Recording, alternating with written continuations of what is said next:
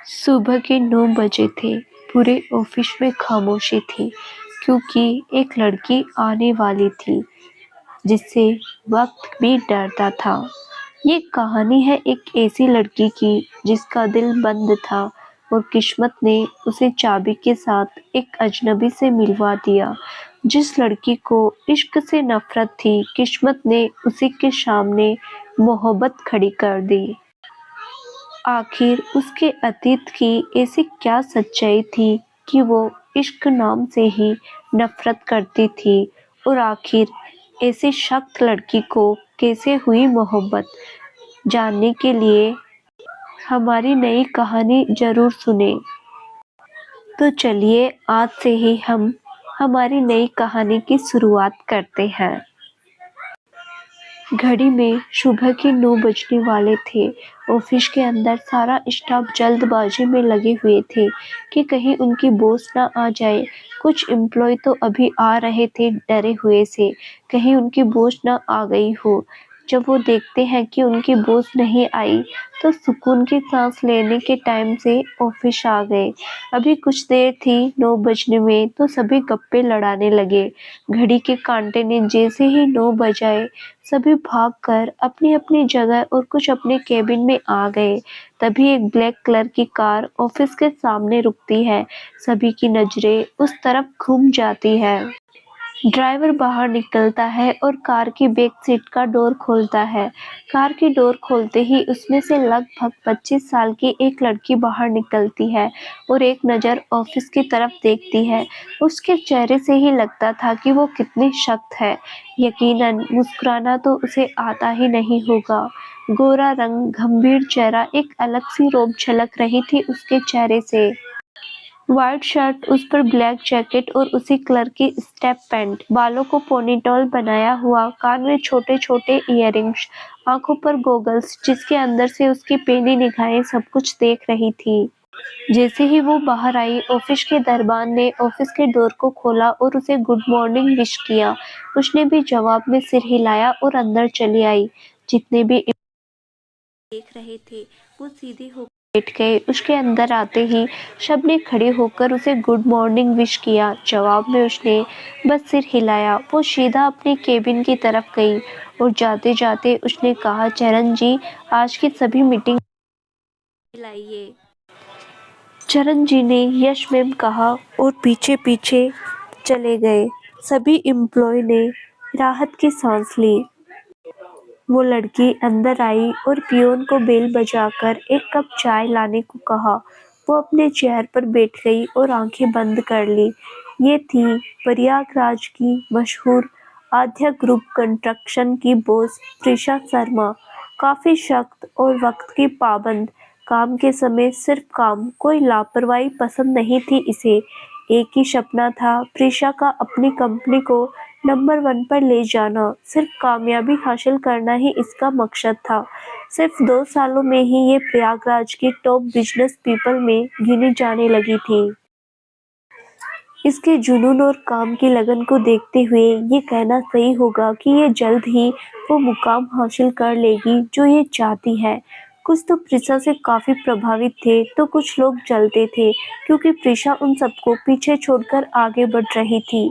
आगे बढ़ने से पहले हम कहानी के मुख्य किरदारों को जान लेते हैं। आध्या शर्मा प्रीशा की माँ बहुत ही सुलझी और समझदार औरत है और उतनी ही खूबसूरत, अपनी बेटी का हर वक्त साथ देने वाली एक अच्छी माँ। नितेश शर्मा प्रीशा के पिता जो अब इस दुनिया में नहीं है। शशांक शर्मा प्रीशा का छोटा भाई और अपनी बहन का लाडला भी। आन्या शर्मा प्रीशा की छोटी बहन और शशांक से भी छोटी, इसीलिए सबकी लाडली है।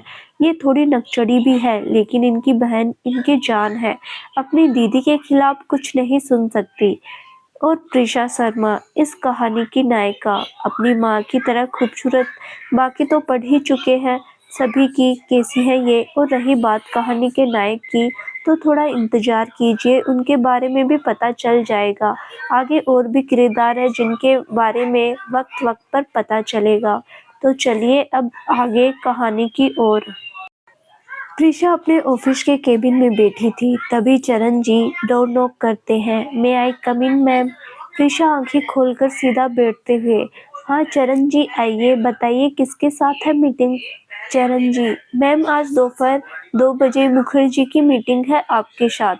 ठीक है, फिक्स कर दीजिए सब कुछ, मैं मीटिंग अटेंड कर लूंगी। ओके मैम, इतना कहकर चरण जी वापस चले जाते हैं। चरण जी 45 वर्षीय इंसान थे जो प्रीशा को बिल्कुल अपनी बेटी की तरह मानते थे। प्रीशा भी इनकी बहुत इज्जत करती थी। घड़ी की सुइयां आगे बढ़ती है। प्रीशा अपने केबिन में बैठे बैठे लैपटॉप पर काम करते रहती है, साथ ही साथ अपने स्टाफ की हर गतिविधियों को भी देखती रहती है। 1 बजे वो मुखर्जी के साथ मीटिंग अटेंड करती है। मीटिंग खत्म होने में 2 बज जाते हैं। प्रीशा मीटिंग खत्म करके जैसे ही हॉल से बाहर निकलती है, उसकी मोबाइल की रिंग बजती है। वो अपने केबिन में बढ़ते हुए कॉल रिसीव करती है और कहती है, हेलो। उधर से बहुत ही मीठी आवाज में एक औरत पूछती है, खाना खा लिया बेटा तुमने? प्रीशा मुस्कुराते हुए, नहीं माँ, अभी मीटिंग से निकली हूँ, खा लूंगी थोड़ी देर में। आध्या जी डांटते हुए, कभी तो वक्त पर खा लिया कर, हर वक्त काम काम करते रहती है। प्रीशा, ठीक है माँ, खा लेती हूँ, अब खुश? हाँ, आध्या जी बोली। प्रीशा, ओके बाय माँ। आध्या जी कुछ और कहती उससे पहले ही प्रीशा कॉल कट कर देती है। आध्या जी मोबाइल देखते हुए, पता नहीं कभी मेरी पुरानी प्रीशा मिलेगी भी या नहीं। उस एक हादसे ने प्रीशा को तोड़ दिया और भरोसे पर से उसका भरोसा ही उठ गया। हे शिव जी, कोई तो होगा जो मेरी प्रीशा को फिर से जीना सिखा दे। उधर दूसरी तरफ दिल्ली में एक आलीशान बंगलो, बाहर बगीचा जो कि काफी करीने से सुव्यवस्थित था। उस बंगलो के अंदर भी हर चीज करीने से सजी हुई थी। दीवारों पर तरह तरह की तस्वीरें लगी थी। घर काफी आलीशान था, अंदर से भी बड़ा सा हॉल के दोनों तरफ से सीढ़ियां ऊपर की तरफ गई हुई थी। दाएं सीढ़ी के बगल से होते हुए किचन और बाहर हॉल में डाइनिंग टेबल सजी थी। किचन से एक औरत बाहर आती है, प्रियू देख तेरा भाई कहाँ है? आज अगर तेरे पापा आ गए तो उसकी खैर नहीं। प्रियू, पूरा नाम प्रियांशी, अपने कमरे से बाहर निकलती है। ओह मम्मा, आपको तो भाई की आदत का पता है, डोंट वरी, वो जरूर कानों में ईयरफोन लगाए अपनी मोहब्बत को याद कर रहे होंगे।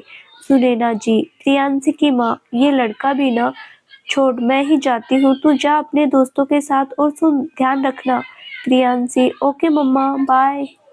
सुनैना जी ऊपर आती है और कमरे की तरफ देखती है, फिर उस तरफ बढ़ती है। वो उस कमरे के दरवाजे को खटखटाती है। जब कोई जवाब नहीं आता तो खुद ही दरवाजा खोल देती है।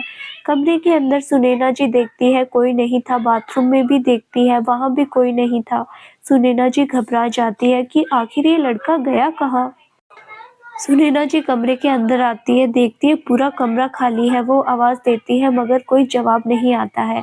वो सोचती है अगर इसके पापा आ गए और ये खाने की टेबल पर नजर नहीं आया तो बहुत नाराज होंगे वो आगे बढ़ती है, तभी उनकी नज़र दक्ष के कमरे की बालकनी में जाती है। वहां से घर का बगीचा पूरा नजर आता था। सुनैना जी मन ही मन कहती है, ये लड़का भी ना फिर से बगीचे में बैठा होगा। हे भगवान, क्या करूं मैं इसका? इतना सोच वो आगे बढ़ जाती है और बालकनी के पास आकर चारों तरफ नजर घुमाती है। उनकी नज़र बगीचे के एक कोने में जाकर ठहर जाती है। वहां कोने में एक लड़का घास पर बैठा था, रंग गोरा, आंखें नशीली सी, कोई भी उसमें डूब जाए। उसने ब्लू रंग की प्रिंटेड हाफ टी शर्ट पहनी थी और नीचे व्हाइट कलर की जींस। छोटे छोटे बाल जो माथे पर बिखरे हुए थे, चेहरे पर एक प्यारी सी मुस्कान जो हमेशा ही उसके होठों पर रहती थी। वो बगीचे में बैठा था, उसके हाथ में एक गिलहरी थी, शायद उसे चोट लग गई थी, वो उसकी मरहम पट्टी कर रहा था।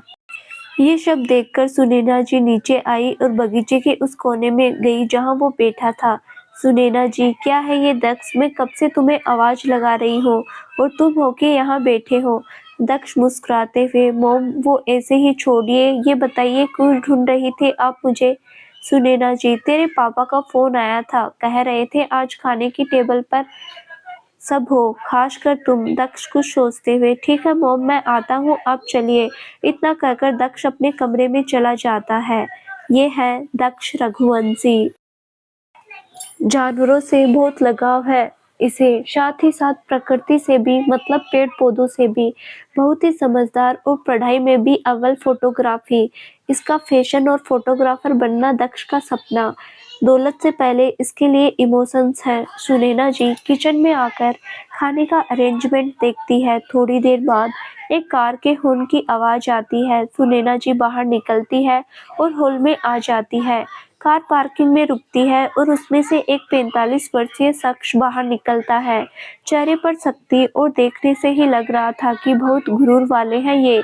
ये है रघुवंशी ग्रुप कंस्ट्रक्शन के मालिक धनराज रघुवंशी। नाम की तरह ही इनके पास है अपार संपत्ति, लेकिन दिल के मामले में बहुत करीब। इन्हें किसी भी कीमत पर हमेशा नंबर 1 रहना है। हारना बिल्कुल पसंद नहीं इन्हें। भारत में नंबर 1 कंस्ट्रक्शन कंपनी है इनकी। धनराज जी अंदर आते हैं और सीधा अपने कमरे में चले जाते हैं। थोड़ी देर बाद फ्रेश होकर डाइनिंग टेबल पर जाते हैं और हेड ऑफ द फैमिली को चेयर पर बैठते हुए एक नज़र सबको देखते हैं। उनके बगल की चेयर पर सुनैना जी। दक्ष अभी तक नहीं आया था। ये देखकर धनराज जी सुनैना जी की तरफ देखते हैं। सुनैना जी हड़बड़ाते हुए, वो आता ही होगा। इससे पहले कि धनराज जी कुछ बोलते, दक्ष सीढ़ियों से आता हुआ दिखता है। वो आकर सुनैना जी की बगल में बैठ जाता है और सबसे सॉरी कहता है। मेड सबको खाना परोसती है। सभी खाना शुरू करते हैं। खाना खत्म होते ही धनराज जी ने दक्ष से कहा, तो क्या कर रहे हो आजकल? दक्ष, कुछ नहीं। ठीक है, फिर कल से ऑफिस आ जाओ। दक्ष, सॉरी डैड, आप जानते हैं ना मुझे आपके बिजनेस में कोई दिलचस्पी नहीं। फिर क्यों आप बार बार मुझे ऑफिस आने को कहते हैं? मेरी ड्रीम अलग है डैड। धनराज जी सख्त होते हुए, क्या है तुम्हारी ड्रीम? तस्वीरें लेना। ये इतना बड़ा बिजनेस मैंने इसीलिए खड़ा किया है कि तुम इसे छोड़कर 2 टके के काम करो। डैड प्लीज, हम इस मैटर पर बहुत बार बात कर चुके हैं। मैं आपके बिजनेस को नहीं हैंडल कर सकता। आप प्रीशु को क्यों नहीं कहते? वो संभाल लेगी अच्छे से। मेरे सपने अलग है डैड, सॉरी। इतना कहकर दक्ष कमरे में चला जाता है। धनराज जी सुनैना को देखते हैं और कहते हैं, समझाओ इसे, इधर उधर कुछ नहीं रखा है। बिजनेस संभाले और आराम से रहे। सुनैना जी कहती, आप टेंशन मत लीजिए, समझ जाएगा वो। धनराज जी कुछ नहीं कहते और अपने कमरे की ओर चले जाते हैं। इधर प्रयाग में प्रीशा अपनी मीटिंग खत्म करके ऑफिस से निकल जाती है। सुबह से सबको शांत सी दिख रही प्रीशा का मन वास्तव में बहुत अशांत था। सुबह से खुद को उलझाए रखा था उसने ताकि वो कमजोर न पड़े। इतनी जल्दी वो घर जा नहीं सकती थी, इसीलिए ड्राइवर को कहा कि गाड़ी अखिलेश्वर मंदिर की तरफ ले ले। ड्राइवर ने गाड़ी उस तरफ मोड़ ली। थोड़ी देर में ही प्रीशा मंदिर के सामने थी। वो गाड़ी से निकलकर मंदिर की सीढ़ियों की तरफ बढ़ी। वो ऊपर चढ़ते हुए मंदिर तक आई, लेकिन मंदिर न जाकर मंदिर के बगल एक छोटे से गार्डन में बैठ गई। कुछ देर तक खुद को संभाला उसने। वो वहीं बैठी रही। न चाहते हुए भी उसकी आंखों के सामने कुछ चेहरे घूमने लगे। कानों में आवाज गूंजने लगी, प्रीशा चल बाहर चल, घूमते हैं। लव यू प्रीशु, तुम जैसी लड़की से मैं और शादी सोचा भी कैसे। इतने ही ऐसे ही कितने यादें उसके जहन में ताज़ा हो जाते हैं। उसे पता ही नहीं चलता कब उसकी आंखों से आंसू निकल कर उसके गालों पर आ गए थे। उसे होश तब आता है जब उसके मोबाइल की रिंग बजती है। नंबर देखती है तो शशांक का कॉल था। प्रीशा कॉल रिसीव करती है। हेलो, कहाँ हो दीदी? कब से वेट कर रही हूँ तुम्हारा, शशांक ने नाराजगी जताते हुए कहा। प्रीशा, आ रही हूँ बाबा। शशांक, आपको याद है ना, आपने प्रॉमिस किया था आज शाम सबके साथ बाहर जाने का। हाँ छोटे, याद है। मैं बस 15 मिनट में घर आई। ठीक है, आइए, हम सब आपका इंतजार कर रहे हैं। प्रीशा ओके कहकर कॉल कट कर देती है। वो गाड़ी में बैठती है और ड्राइवर को घर चलने का कहती है। जैसे ही प्रीशा घर पहुंचती है, देखती है सब उसका इंतजार कर रहे हैं। प्रीशा मुस्कुराते हुए, सॉरी सॉरी, अभी बस आई चेंज करके। आद्या जी प्रीशा को आवाज़ सुनकर बाहर आती है। वो प्रीशा को देखकर ही पहचान लेती है कि वो परेशान है। वो चुप रहती है और सोचती है, घर आकर बात करूंगी उससे। प्रीशा तैयार होकर बाहर आती है और सबके साथ निकल जाती है। सबसे पहले माधोपुर जाते हैं और शॉपिंग मॉल में जाकर शॉपिंग करते हैं। शॉपिंग करने में उन सबको काफ़ी देर हो जाती है। वहाँ से निकलने में उन्हें रात हो जाती है। वो सब वहीं पास के एक रेस्टोरेंट में खाना खाने का फैसला करते हैं। सब खाना खाते हैं। खाना खाते हुए शशांक और आन्या दोनों काफ़ी बातें करते हैं। आध्या की और त्रिशा की उनकी बातों पर हंसते हैं। खाना खाकर सभी बाहर आते हैं और घर के लिए निकल जाते हैं। शशांक और रान्या घर आते ही अपने कमरे में चले जाते हैं। प्रीशा भी अपनी माँ को गुड नाइट कहकर अपने कमरे में चली जाती है। वो कमरे में आकर चेंज करती है, वहीं अपने कमरे में सोफे पर बैठ जाती है। नींद तो उसे आ नहीं रही थी। अभी प्रीशा को बैठे कुछ ही देर हुए थे कि उसके रूम का डोर नॉक होता है। वो सोचती है कि इस वक्त कौन है। वो जाकर डोर खोलती है, देखती है सामने आद्या जी हाथों में दूध का गिलास लिए खड़ी है। प्रीशा, माँ आप अभी इसी वक्त मुझे बुला लिया होता। आद्या जी, क्यों मैं नहीं आ सकती? तेरे पास काम के अलावा वक्त ही कहाँ है? प्रीशा, ऐसा नहीं है माँ, अंदर आइए। आद्या जी अंदर आते हुए, ये ले दूध लाई हूँ, पी ले। खबरदार जो इनकार किया। प्रीशा मुस्कुराते हुए, ठीक है माँ, पी लूंगी। आद्या जी बेड पर बैठते हुए, इधर आ बैठ। प्रीशा आकर बेड के नीचे उनके पैर के पास बैठ जाती है। आद्या जी, कब तक ऐसे रहेगी बेटा? आगे बढ़ जा बेटा, जिंदगी अकेले नहीं कटती है। प्रीशा ऊपर देखते हुए, आप तो सब कुछ जानती है ना माँ, फिर ऐसी बातें क्यों करती है? आद्या जी, हाँ जानती हूँ सब कुछ, तभी कह रही हूँ। तेरी कोई गलती नहीं थी उन सब में प्रीशु, जिसकी गलती थी वो आज खुश है। तू क्यों आगे नहीं बढ़ जाती बेटा? भूल जा बेटा और जिंदगी को फिर से जीना शुरू कर ले बेटा। प्रीशा उठते हुए, नहीं, मैं नहीं भूल सकती माँ, उसकी वजह से मैंने अपना सब कुछ खो दिया। आद्या जी, बस कर दे प्रीशु, मैं तुझे खुश देखना चाहती हूँ। प्रीशा रुआसी होते हुए, खुश का मेरी जिंदगी से कोई वास्ता नहीं है। खुशी मुझे रास नहीं आती। मेरी जिंदगी का बस एक ही मकसद है, उसकी बर्बादी। जिस दिन वो रोएगा, तड़पेगा, उस दिन मुझे सुकून मिलेगा। वहीं दूसरी तरफ दिल्ली, रात के 10 बज रहे थे। दक्ष अपने कमरे की बालकनी में खड़ा था। दिल्ली, जहां रात नहीं होती। रात के इस वक्त भी सड़कें जगमगा रही थी। अभी भी वही चहल पहल थी जो सुबह से शाम तक हुआ करती थी। दक्ष खामोश सा खड़ा लोगों को आते जाते देख रहा था। सभी खुद में व्यस्त, किसी को बात करने की भी जरूरत नहीं। कुछ देर बाद दक्ष के कमरे का दरवाजा खुलता है। सुनैना जी अंदर आती है। आहट पाकर दक्ष पीछे मुड़ता है। सुनैना जी चलती हुई बालकनी में आती है और दक्ष के बगल में खड़ी हो जाती है।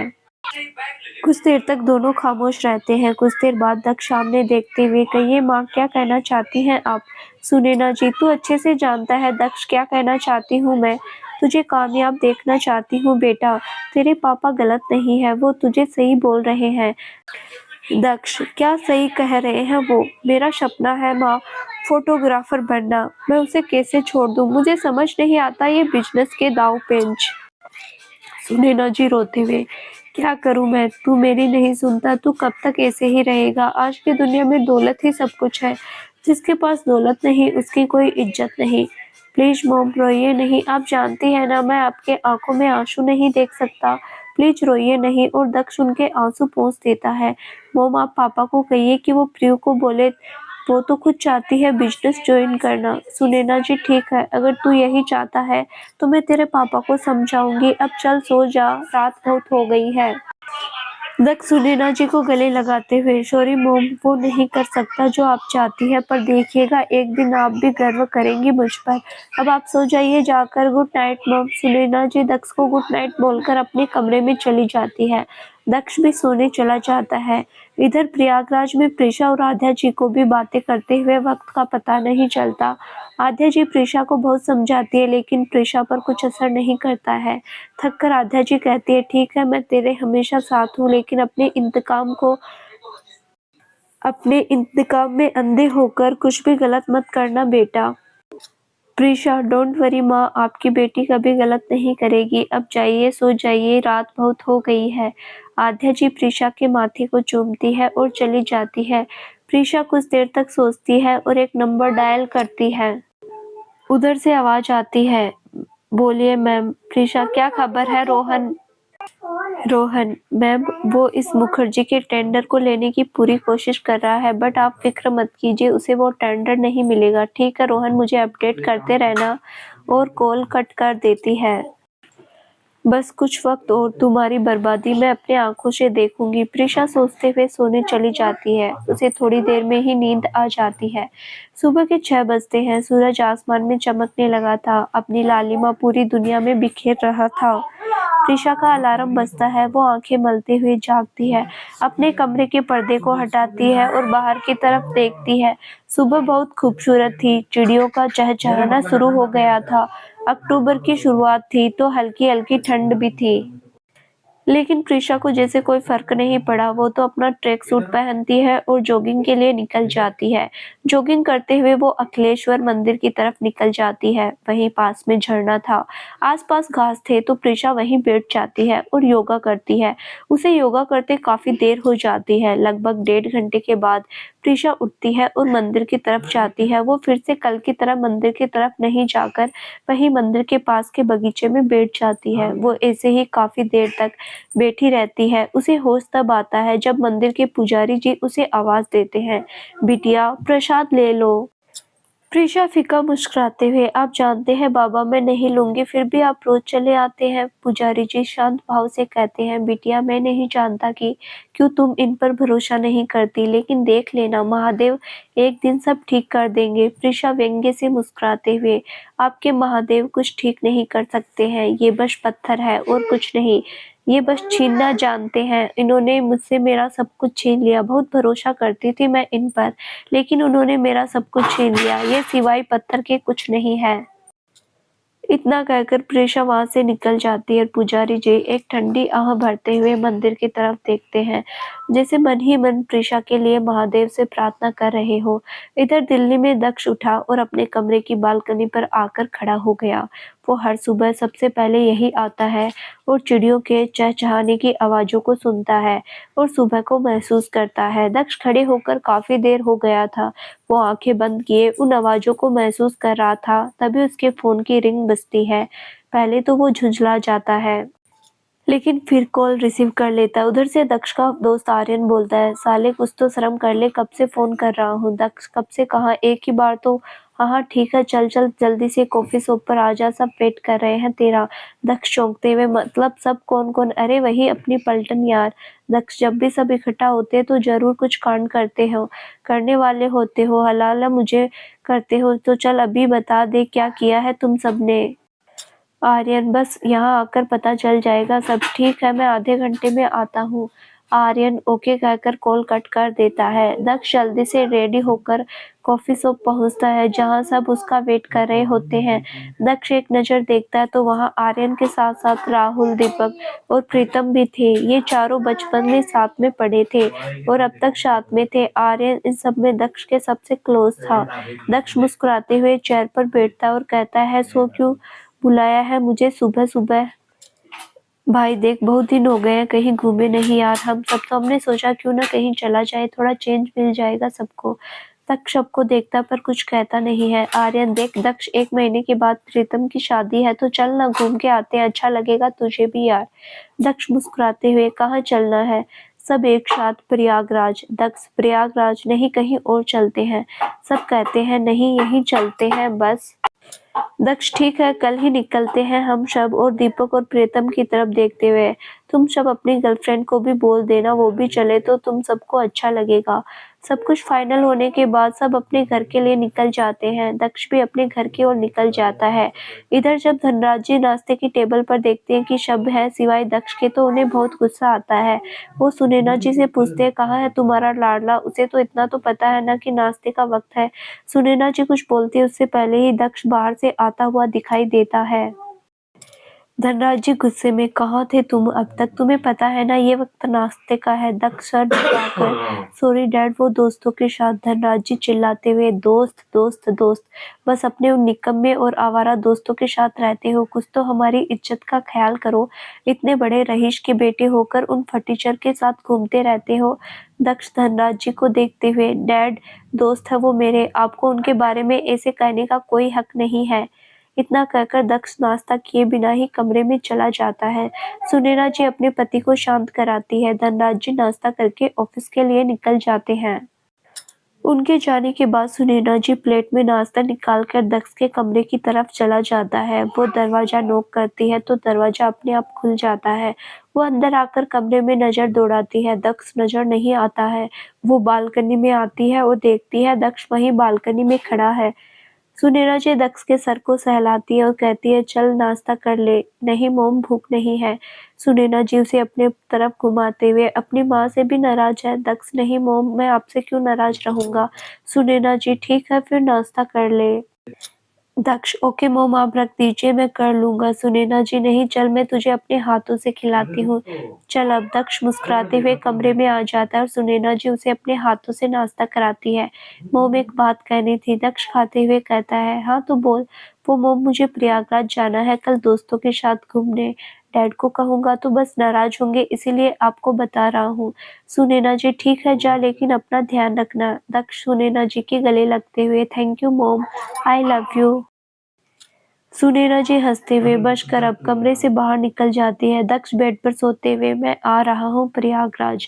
इधर प्रयागराज में प्रीशा अपने रूटीन से फारिग होकर ऑफिस के लिए निकल जाती है। हमेशा की तरह वो बस सर हिलाकर सबके गुड मॉर्निंग का जवाब देती है। उसके केबिन में जाते ही सारा स्टाफ राहत की सांस लेता है। प्रीशा केबिन में बैठकर एक कप चाय मंगवाती है। थोड़ी देर में चाय भी आ जाती है और चरण जी अंदर आते हुए, मैम।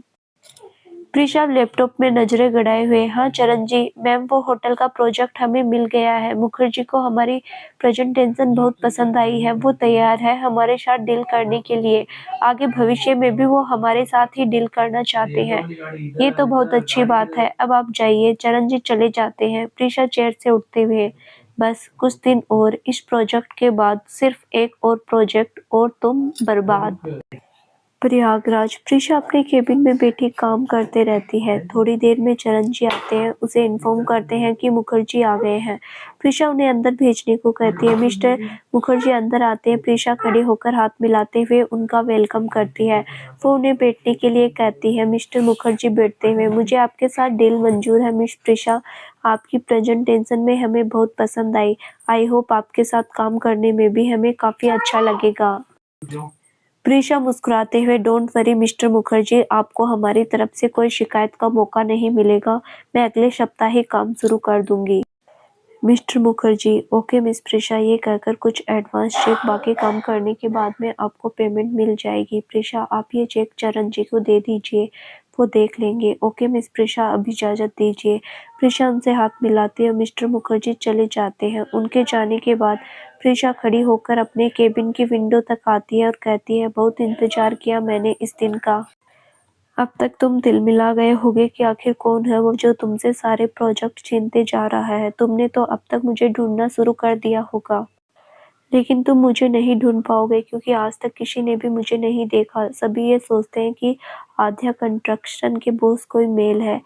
इसमें उन सभी की भी क्या गलती है। मैं कभी मीडिया के सामने आई ही नहीं जो लोग मुझे पहचानेंगे, पर कोई नहीं डियर इनेमी। अब बस कुछ दिन और तुम्हारा और मेरा दोनों का इंतजार खत्म होने वाला है। ये प्रोजेक्ट तुम्हें चाहिए था डियर इनेमी, क्योंकि तुम इस प्रोजेक्ट की वजह से अपनी डूबती कंपनी को बचा लेते।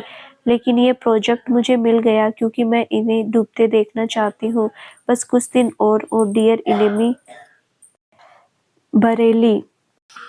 एक आलीशान बिल्डिंग जिसके ऊपर बड़े बड़े अक्षरों में लिखा था मेहरा कंस्ट्रक्शन। ऑफिस के केबिन में एक व्यक्ति जिसकी उम्र करीब 26 साल के आसपास होगी, वो अपने मैनेजर और स्टाफ पर भड़क रहा था। कैसे फिर से प्रोजेक्ट हमारे हाथ से निकल गया। पिछले 2 सालों से लगभग सभी बड़े प्रोजेक्ट हमारी कंपनी को छोड़कर उस आध्या कंस्ट्रक्शन को मिल रहे हैं। इस प्रोजेक्ट से बहुत फायदा होने वाला था। ये प्रोजेक्ट हमारी कंपनी को डूबने से बचा सकता था, लेकिन ये प्रोजेक्ट भी हाथ से गया। मैनेजर और सारे स्टाफ सर झुकाए खड़े थे। पिछले 2 सालों से उन्हें इसकी आदत हो चुकी थी। हर प्रोजेक्ट न मिलने पर उसे यही सबको सुनाते। वो इंसान मैनेजर की तरफ देखते हुए, मनोज, मैंने तुम्हें उस कंपनी के ओनर का पता लगाने के लिए कहा था, क्या हुआ उसका। मैनेजर डरते हुए, सॉरी सर, उसका नाम तक आज तक किसी को पता नहीं। सब उसे सिर्फ प्री बुलाते हैं। उसका पूरा नाम किसी को नहीं पता सिवाय उसके मैनेजर के, और मैनेजर कुछ बताएगा नहीं। वो सोशल मीडिया पर भी नहीं है, ना ही कभी मीडिया के सामने आया है। इतना सुनते ही वो इंसान खड़ा हो जाता है और कहता है, कुछ तो है जो नजर नहीं आ रहा। ठीक है, तुम सब जाओ। वो इंसान अपने केबिन में जाता है और कहता है, प्रशांत मेरा नाम है मेरा। मैंने आज तक जो चाहा वो मिला। मैंने बिजनेस को इतने सालों से चलाया। कोई कल का आया इंसान मुझे इस तरह नहीं छीन सकता, कभी नहीं। शाम होती है, सारे स्टाफ घर की तरफ निकल जाते हैं। प्रीशा भी अपनी कार में बैठकर घर की तरफ निकल जाती है। रास्ते में ट्रैफिक में उसकी गाड़ी रुकती है। प्रीशा हमेशा अपनी कार के शीशे को बंद रखती है ताकि वो किसी की नज़र में न आए। वो सबके आना चाहती थी, लेकिन सही समय पर प्रीशा अपनी कार में बैठी रहती है। तभी उसकी नज़र रोड के उस तरफ जाती है। रोड के उस तरफ देखते ही प्रीशा की आंखों में आंसू आ जाते हैं। गुस्से से चेहरा लाल हो जाता है। वो अपनी मुट्ठियां भींच लेती है। एक-एक करके उसके अतीत के सारे मंज़र उसकी आँखों के सामने आने लगते हैं। वो अपनी नज़र उस तरफ से घुमा लेती है और अपने चेहरे पर गॉगल्स पहन लेती है ताकि ड्राइवर देख ना सके। थोड़ी देर में ही ट्रैफिक से गाड़ी निकल जाती है। प्रीशा घर पहुंचती है और बिना कुछ बोले अपने कमरे में चली जाती है। वहाँ हॉल में आद्या जी प्रीशा को आवाज़ देती है, लेकिन प्रीशा उन्हें अकेले रहने का बोलकर सीधा कमरे में चली जाती है। हॉल में आद्या जी, शशांक और आन्या भी होती है। वो थोड़े से परेशान हो जाते हैं क्योंकि प्रीशा ऑफिस में आने के बाद कुछ देर उनके साथ ही बैठती है। आन्या परेशान होते हुए, माँ दीदी कुछ परेशान लग रही है, मैं उनके पास जाती हूँ। आद्या जी, नहीं तुम रहने दो, जानती हो ना तुम जाकर उससे पूछोगी तब भी नहीं बताएगी। थोड़ी देर अकेले रहने दो, ठीक हो जाएगी। ठीक है माँ, आन्या सिर्फ इतना ही कहती। आद्या जी आन्या को शांत कर देती है, लेकिन उनका मन अंदर ही अंदर बेचैन हो रहा था। वो ऊपर की ओर देखकर कहती है, शिव जी मेरी बच्ची को बहुत दुख मत देना, बहुत मुश्किल से वो संभली है, बस उसकी खुशियाँ उसे वापस कर दो शिव जी। वहीं दूसरी तरफ दिल्ली, दक्ष सुबह से घर पर था, कहीं जाना नहीं था। वो अपनी पैकिंग कर रहा था। 1 महीने के लिए जाना तय हुआ था, सो वो अपनी जरूरी सामान रख रहा था। सुनैना जी भी उसकी मदद कर रही थी। प्रियांशी को जब पता चला कि दक्ष प्रयाग जा रहा है, तो वो भी अपने भाई के पास आ गई। भाई मैं भी चलूंगी। दक्ष, तू क्या करेगी गुड़िया? भाई मैं भी एंजॉय करूंगी, वैसे भी मेरा कॉलेज खत्म हो चुका है, अब रिजल्ट आने के बाद कुछ करूंगी, तो चलती हूँ, अच्छा लगेगा मुझे। प्रियु दक्ष का सामान रखते हुए बोलते हैं। दक्ष मुस्कुराते हुए, ठीक है चल, जा अपना सामान पैक कर ले। थैंक यू भाई। प्रियांशी अपना सामान पैक करने चली जाती है। धनराज जी सुनते हैं तो उन्हें बहुत गुस्सा आता है, लेकिन सुनैना जी उन्हें समझा देती है तो वो थोड़े शांत हो जाते हैं। रात को जब सब खाने पर आते हैं, धनराज जी कल कब जा रहे हो? दक्ष चौंकते हुए, कल सुबह 5 बजे की ट्रेन है। ट्रेन से क्यों, प्लेन से क्यों नहीं चले जाते? डैड, मेरे दोस्त प्लेन अफोर्ड नहीं कर पाएंगे, इसलिए सब साथ में ट्रेन से ही जाएंगे। धनराज जी कुछ कहते नहीं और चुपचाप खाना खाकर कमरे में चले जाते हैं। उनके जाने के बाद दक्ष सुनैना जी से कहता है, माँ आज ये चमत्कार कैसे? हर बार तो गुस्से से बात करते, लेकिन आज डैड ने कुछ नहीं कहा, तबीयत तो ठीक है ना इनकी? सुनैना जी हंसते हुए, पागल। फिर प्रियंशी की तरफ देखते हुए, सुन ध्यान रखना अपना, वो दिल्ली नहीं है, समझी? भाई को भी काम परेशान मत करना। फिर दक्ष से, तुम लोग वहाँ पर कहाँ रुक रहे हो? दक्ष, मोम अभी तो होटल बुक कर लिया है, वहाँ जाकर 1 महीने के लिए एक फ्लैट ले लेंगे ताकि किसी को कोई दिक्कत ना हो। सुनैना जी, ठीक है, अपना ध्यान रखना, अपनी बहन का भी। दक्ष और प्रियांशी सुनैना जी को मुस्कुराकर गुड नाइट कहते हुए अपने कमरे में चले जाते हैं। दोनों आराम से सो जाते हैं। प्रयागराज, प्रीशा अपने कमरे में न जाने कब से सोफे पर बैठी थी। पूरे कमरे में अंधेरा था। खाने के समय मेड उसे खाने के लिए बुलाने भी आती है, लेकिन वो भूख नहीं है कहकर मना कर देती है। जब प्रीशा खाने पर नहीं आती तो आद्या जी उसके कमरे में जाती है। वो डोर खोलती है तो वो खुल जाता है। अंदर आकर देखती है तो पूरे कमरे की लाइट बंद थी। वो सबसे पहले लाइट ऑन करती है। लाइट ऑन करते ही प्रीशा चौंक कर देखती है आद्या जी को देखकर। माँ आप? आद्या जी, खाने पर क्यों नहीं आई बेटा? भूख नहीं थी माँ, प्रीशा ने टालते हुए कहा। आद्या जी प्रीशा का चेहरा हाथों में लेते हुए, क्या बात है प्रीशु, अपनी माँ से बोल बेटा, क्यों चुप है? तू जानती है ना मैं तुझे इस तरह से नहीं देख सकती। प्रीशा इतना सुनते ही अपनी माँ के गले लग जाती है, सिसकने लगती है। आद्या जी, क्या बात है बेटा, रो क्यों रही है? प्रीशा सिसकते हुए, आज मैंने उसे पूरे 3 सालों के बाद देखा माँ, दिल किया उसे जान से मार दूं। अतीत के एक एक पल मेरे आंखों के सामने घूम गए। आद्या जी, रो मत बेटा, तू ऐसे कमजोर नहीं पड़ सकती। प्रीशा आंसू साफ करते हुए, हाँ माँ, मैं ऐसे कमजोर नहीं पड़ सकती। वो भी उसी तरह तड़पेगा जैसे मैं तड़पी थी। उसे उसके किए हर पाप का हिसाब देना हुआ। उसकी वजह से मैंने अपने बाबा को खो दिया और अपना बच्चा भी खो दिया माँ, और अब मैं कभी माँ नहीं बन पाऊंगी। मैं अब कभी भी वो ममता का एहसास नहीं जी सकूंगी जो एक औरत के लिए सबसे बड़ा वरदान होता है। इतना कहते हुए प्रीशा फिर से फपक कर रो पड़ी। आद्या जी बस नम आंखों से प्रीशा का सर सहलाती रही। प्रीशा अचानक से उठते हुए, नहीं माँ, मैं रो नहीं सकती, ये आंसू मुझे कमजोर बनाएंगे, मैं कमजोर नहीं हो सकती माँ, मुझे उसके लिए हर जुल्म का हिसाब चाहिए। आध्या जी, तेरी माँ हमेशा तेरे साथ है बेटा, अब सो जा। हाँ माँ, आप भी सो जाइए, गुड नाइट। आध्या जी प्रीशा को गले लगाकर गुड नाइट कहती है, इसके साथ माथे पर किस करके सोने चली जाती है। प्रीशा भी अपने बेड पर चली जाती है। थोड़ी देर में उसे भी नींद आ जाती है। सब इस बात से बेखबर होती है कि अगली सुबह उनकी जिंदगी बहुत कुछ बदलने वाली है। वो होने वाला जो इन्होंने कभी नहीं सोचा होगा। अगली सुबह दक्ष अपने दोस्तों आर्यन, राहुल, दीपक और प्रीतम और अपनी बहन प्रियांशी के साथ प्रयागराज के लिए निकल जाता है। उधर प्रयागराज में हमेशा की तरह प्रीशा अपने रूटीन के हिसाब से जगती और मंदिर की तरफ चली जाती है। इधर दिल्ली से ट्रेन अपने नियत समय से खुलती है। लगभग 8 घंटे का सफर था तो सभी ने सोचा क्यों ना बात करते हुए रास्ते का मजे ले। प्रियांशी भी इन सब में शामिल हो गई। प्रियांशी और दक्ष को उनकी माँ ने बहुत अच्छे संस्कार दिए थे। प्रियांशी ने कभी भी अपनी अम्मेरी का फायदा नहीं उठाया। वो एक बहुत ही समझदार और सुलझी हुई लड़की थी। खैर सभी रास्ते का मजा लेते हुए आगे बढ़ रहे थे। बात करते करते वो सभी की पर्सनल लाइफ को शेयर करने लगती है। प्रियांशी इन सबसे दूर कानों में ईयरफोन लगाए रास्ते का आनंद लेती रहती है। वो पहली बार ट्रेन से सफर कर रही थी। उसके लिए काफी रोमांचक था सब कुछ। इधर दक्ष और उसके दोस्त गप्पे मारते हुए मस्ती कर रहे थे। आर्यन, यार तुम सबकी कोई ना कोई गर्लफ्रेंड है। मेरी किस्मत कब खुलेगी यार, मुझे भी कोई देख ले। प्रीतम तो शादी भी करने वाला है। इसकी गर्लफ्रेंड फाइनली वाइफ बन जाएगी। कुछ दिनों में राहुल और दीपक को भी पेरेंट्स की तरफ से मंजूरी मिल जाएगी। इतना कहकर वो मुंह लटका लेता है तो सभी हंसने लगते हैं। दक्ष हंसते हुए, मुझे तो भूल ही गया, तू मेरी भी तो गर्लफ्रेंड नहीं है भाई। आर्यन चिढ़ते हुए, तू तो रहने ही दे, तू किसी को भाव नहीं देता वरना लड़कियां पागल है तेरे पीछे। दक्ष मुस्कुराते हुए, हूँ, गलत नहीं कहा तूने, वो सब मेरे पीछे नहीं, मेरे नाम के पीछे। वो मुझे पाकर रघुवंशी खानदान की दौलत पर ऐश करना चाहती है। उन सबको मुझ में कोई दिलचस्पी नहीं है, समझे दीपक? और तुझे? दक्ष हंसते हुए, नहीं, अभी तक कोई ऐसी मिली नहीं जो मेरे दिल को छू सके। मुझे वो चाहिए, सिर्फ मुझे चाहिए। मैं क्या हूँ, कैसा, उससे कोई मतलब नहीं ना हो उसे। जो मुझे मिले तो लगे हाँ यही है वो, जो मेरा चैन लूट कर बेकरार कर सकती है। राहुल, हाँ भाई, कोई तो होगी ऐसी। सब कुछ देर तक ऐसे ही बातें करते रहते हैं फिर सोने चले जाते हैं क्योंकि रास्ता अभी बहुत लंबा था। इधर प्रयागराज में प्रीशा अपने रूटीन से फ्री होकर नाश्ता करके ऑफिस के लिए निकल जाती है। वहां जाकर वो मिस्टर मुखर्जी के प्रोजेक्ट पर काम शुरू कर देती है। देखते ही देखते दोपहर बीत जाती है। प्रीशा रोज के मुकाबले में आज बहुत शांत थी। लंच लेकर वो ऑफिस के केबिन में ही बैठी रहती है। ऐसे ही बैठे बैठे उसे आधे घंटा हो जाता है। जब उसका मन बहुत अशांत था तो वो चरण जी को बुलाकर कुछ काम समझाती है और ऑफिस के लिए निकल जाती है। इधर जब दक्ष और सबकी आंखें खुलती है तो ट्रेन बस कुछ देर में प्रयागराज पहुंचने वाली थी। सब उठते हैं और फ्रेश हो जाते हैं। थोड़ी देर में ट्रेन स्टेशन पर रुकती है। सभी उसमें से बाहर निकलते हैं। दक्ष लंबी सांस लेते हुए स्टेशन के चारों तरफ देखता है।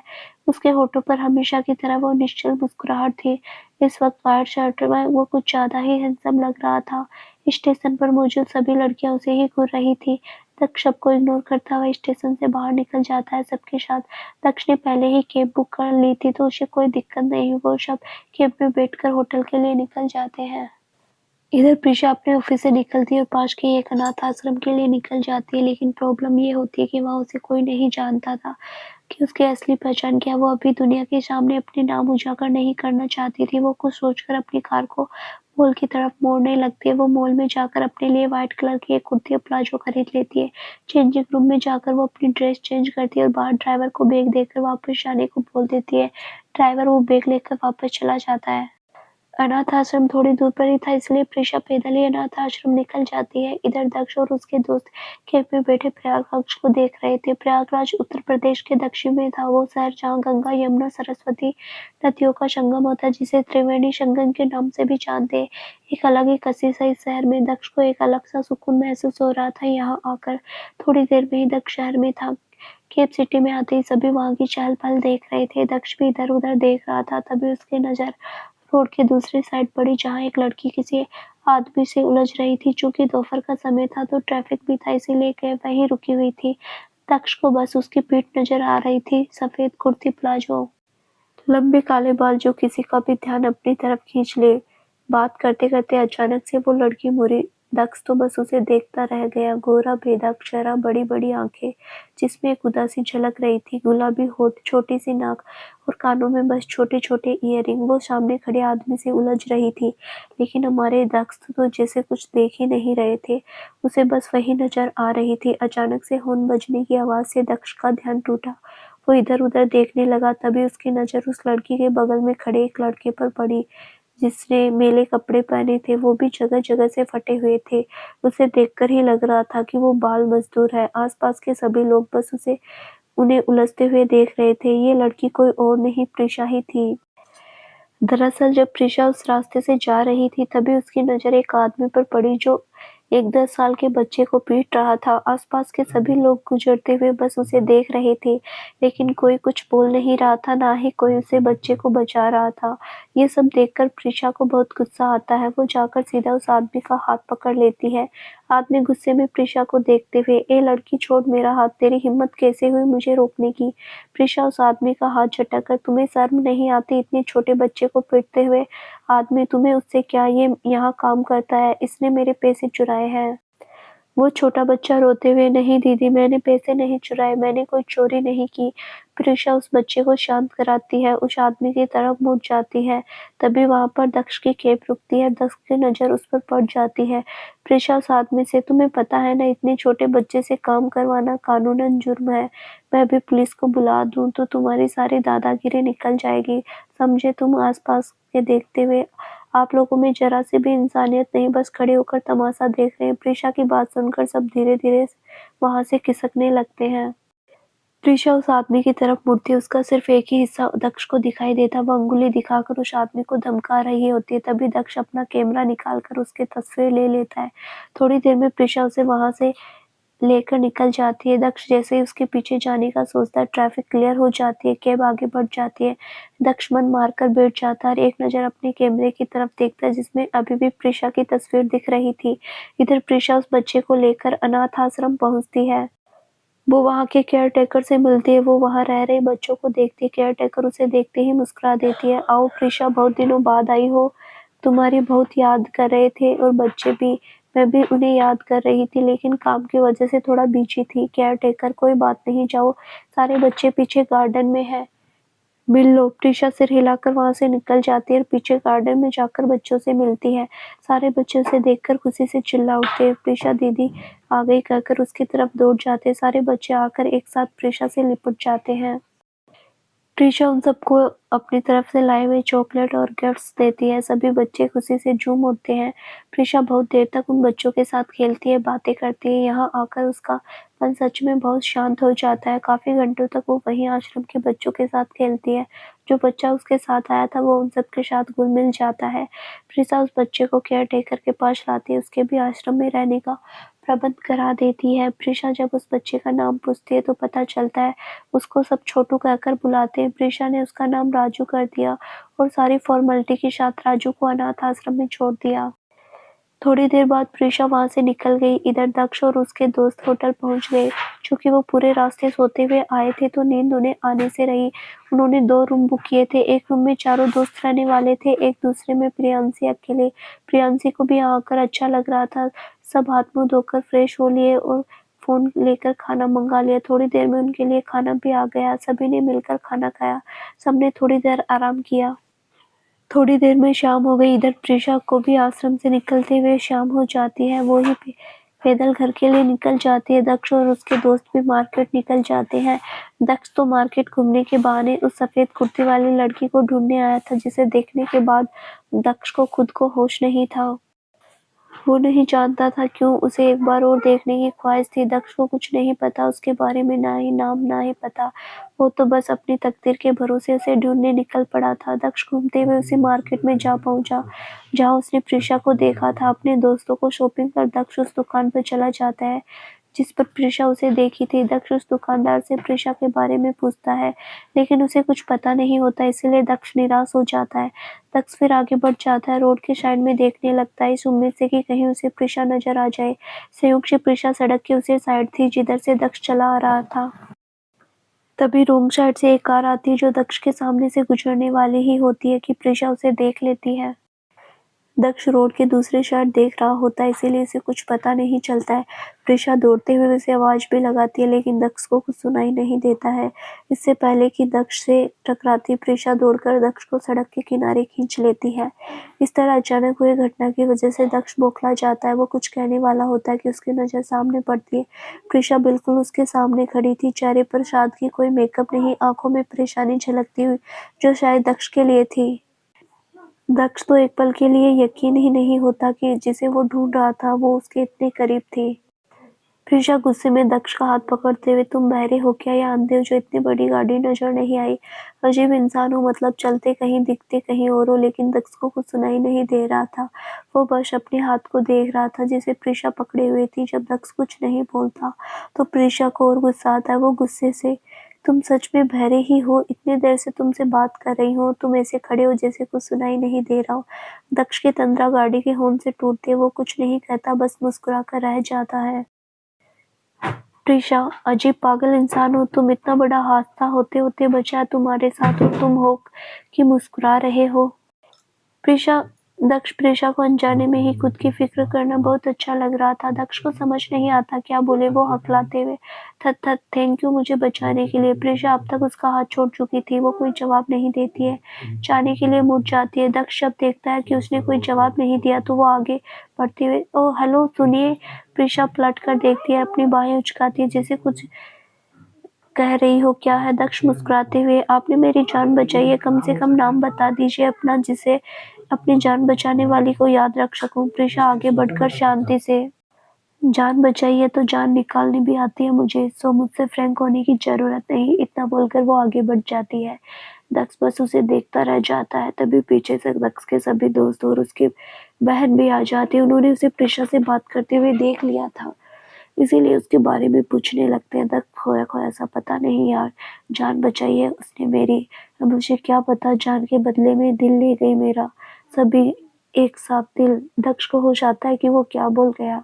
बात संभालते हुए, मेरा मतलब है, डर गया था मैं यार, छोड़ो वो सब, तुम सबने शॉपिंग कर ली।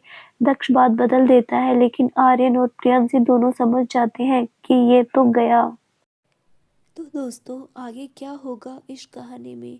प्रीशा के अतीत का ऐसा कौन सा राज था कि वो हर मर्द से नफरत करती थी?